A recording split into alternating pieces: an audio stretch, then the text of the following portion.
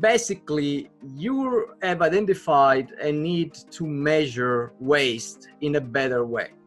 But let's give our audience a bigger picture of what's happening. Like, what's the problem? How big of the problem we're looking at? According to the EPA, in the US, we generate more than 250 million tons of trash every year.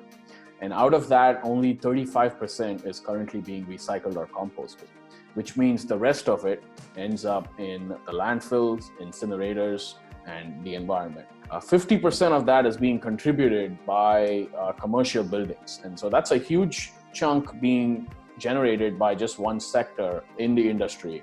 And so that's who we are going after for maximum impact. So we can reduce the amount of waste entering the landfills and provide mechanisms in which it can be diverted from the landfills.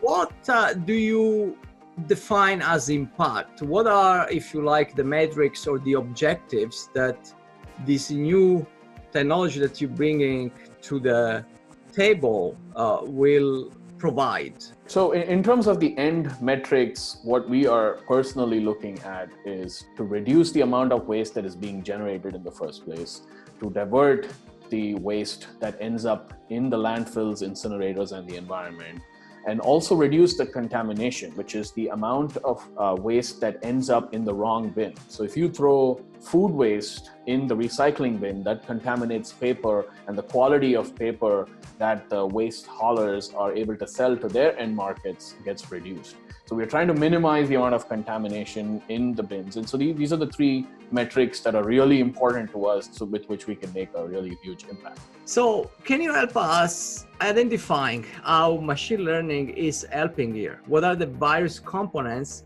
that are coming into play? It starts all the way from the beginning. So we enable our clients to take pictures.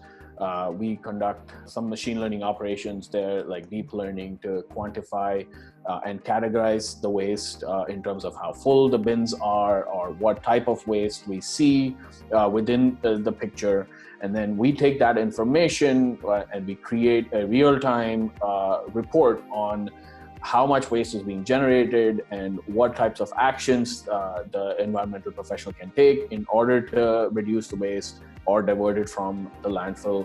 And then we are able to give a prioritized snapshot of which properties are doing well and which ones aren't, so they can target their resources accordingly, depending on where they can make the maximum impact in a short amount of time.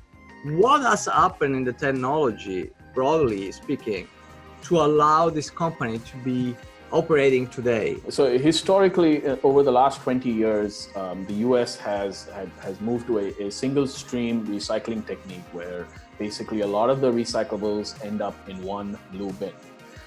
And that has essentially led to contamination, which is, and a lot of the stuff that shouldn't be in the recycling bin ends up in the recycling bin because people think that someone downstream is going to fix the problem for them. And having data and understanding what it is that we are generating will help municipalities even be able to reach out to manufacturers and figure out what types of materials that we want to produce our products in, so we can make informed decisions to make an impact across the entire supply chain. What will the technology do 5 years from now to make it more real, this dream of having a circular economy, if you like? Yeah, so I think the waste is the final frontier of utility measurement. So water, gas, energy is all being measured. There have been many ways of measuring waste in the past few decades. And I think within 5 to 10 years, we will see that waste will also be measured with the granularity that water and gas are being measured. So every consumer of waste or the generator of waste will know how much of waste they're generating. The municipalities will be more informed as to how much waste and what and where is being generated, so they can take better steps at coming up with better regulations. So overall, if you had to define yourself, Nik, would you see yourself like AI positive? You believe that the AI will have an overall positive impact on our future as a collective humankind. Sure. I mean, my philosophy is that we are not past the point of singularity today. So the AI is not smarter than us, which means that the AI we create is only going to be as smart as the humans designing it in the first place. And so I think having an understanding of the pros and cons, it kind of be the key in being able to, design the right algorithms for the right outcomes.